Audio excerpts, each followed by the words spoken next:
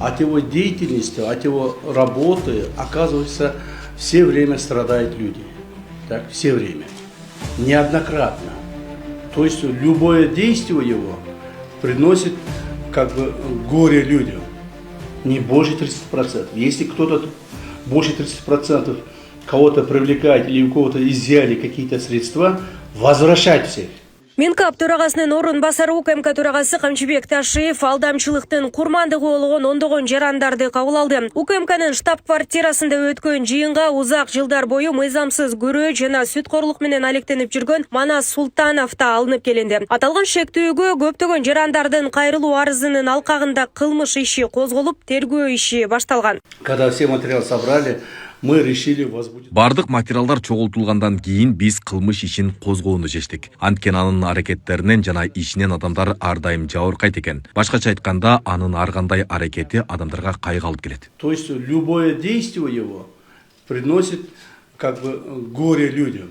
Шектүү Манас Султанов өзүнүн ири алдамчылык ишинде каржылык жактан кыйналган адамдарга атайылап кысым көрсөтүүчү шарттарда жана жогорку пайыздык чендер менен каражат берип келген. Жарандар карызын төлөй албай калган учурда Султанов аффилирленген нотариустар жана өз кишилер аркылуу жалган келишимдерди түзүп, алардын үйүн, жер тилкесин жана унааларын тартып алып турган. Ошондой эле жарандарга карата психологиялык басым, коркутуу жана мамлекеттик органдардагы байланыштарында ортого салып жүргөнү аныкталган.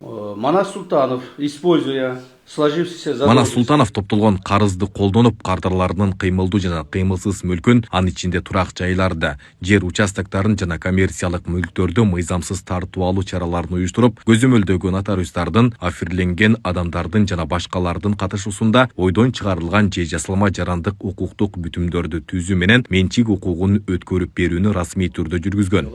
с привлечением подконтрольных нотариусов и иных аффилированных лиц. Тергөөгө ылайык Султановдун кылмыштуу иштери курулуш долбоорлоруна да жеткен. Ал Эксперт Строй ЖЧКсынын жана Арс Девелопмент ЖЧКларына жер тилкесин берип, кийин курулушка атайылап тоскоолдуктарды жараткан. Жибек жолу комплексиндеги курулушту токтотуп, $800 000 жана кошумча батирлерди опузалап талап кылган. Натыйжада 89 үлүшчү үйүнө кире албай жабыртышкан. Ушундай эле схема Арс Девелопмент компаниясында да кайталанып, ишкерлерди шантаж кылуу аркылуу ири суммадагы каражат жана мүлк тартып алууга аракет кылган. То есть он думает только о себе.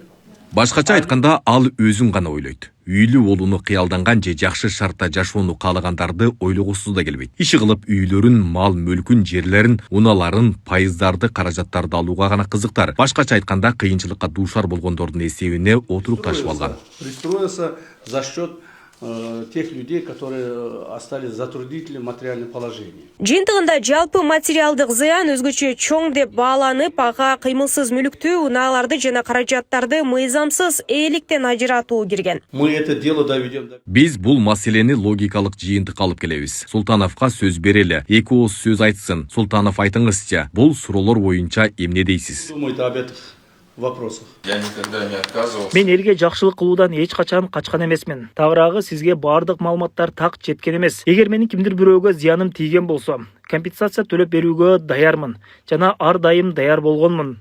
Если я кому-то нанес ущерб, я готов это сделать. И всегда был готов. Ну отлично, тогда я вот услышал от вас. Абдан жакшы. Тергөө менен кызматташууга, бул жарандар менен да кызматташууга жана аларга келтирилген зыянды төлөп берүүгө даяр экендигиңиз боюнча жакшы жаңылык уктум. Туура түшүндүмбү? Олтуруңуз. Правильно я понял вас? Так, все хорошо, садитесь, пожалуйста. У меня был долг перед Манасом $50 000. Менин Манастан $50 000 карызым бар болчу. Жыйынтыгында Манас мага татаал шарттарды кое баштады. Азыр ал менен атайын кызмат иштеп жатат. Кийинчерээк Манас мага дагы башка мүлктү күрөөгө коюуну талап кылды. Ал учурда менин автосалонум болгон. Андагы унаалар сатылганда мен өзүмдүн жана ал өзүнүн каражатын чыгарып алмак. Ошентип мен дагы бир $85 000 автоунааны күрөөгө коюп бердим. Кийин 2 аптадан соң ал мага байланышып, бир адамдар унааны көрүү үчүн келерин жана алар аны сатып алышаарын айтты. Мен макул болдум. Кийин ал унааны алып кетип, менин уруксатым жок, сатып жиберген. Бирок мен карыз болгон сумма менен болгон айырманы кайтарып берген жок. На него дополнительно оформил еще один автомобиль. Мен ушул акчанычы 25 жыл ала сумкасы туруп, Россияда иштеп жүрүп, Анан кийин ушунча орустарга, таможняга алдырбай топтоп карыганда ушул акча менен өзүмдүн оокатымды кылам деп таап келген акчамды өзүбүздүн Кыргызстанда туруп укугум корголбой ушул Исмаилов Манаска жедирип жүрдүм. Себеби бул ушундай жөнөкөй адамдарды өзүнүн досторунун аркасы менен өзүнө ылайыктуу келишимдерди чыгарып, мага окшогон карапайым адамдарды түрдүү соттун чечимдери менен ушундай жарга такап, үмүтүн өчтүрүп, мен мисалы үчүн үмүтүм өчүп 25-жылдан бери жөн эле отурам.